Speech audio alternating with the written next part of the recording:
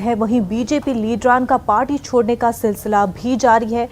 BJP लीडरान party छोड़ रहे हैं तो सपा ज्वाइन कर रहे हैं। इस हवाले से आपको बता दें कि वजीर ज़राअत नरेंद्र सिंह तोमर ने कहा कि लीडरों का पार्टी छोड़ना कोई हैरत अंगेज नहीं है, इससे पार्टी को कोई फर्क नहीं पड़ेगा।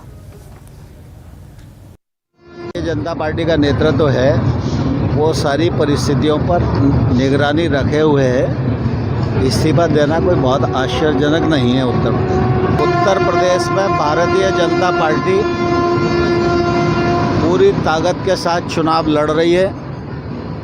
चारों तरफ भारतीय जनता पार्टी को समर्थन प्राप्त हो रहा है। योगी जी के नेतृत्व में, मोदी जी के नेतृत्व में विगत 5 वर्षों में पूरे उत्तर प्रदेश की तस्वीर बदली है। राजनीतिक संस्कृति का बदलाव हुआ है।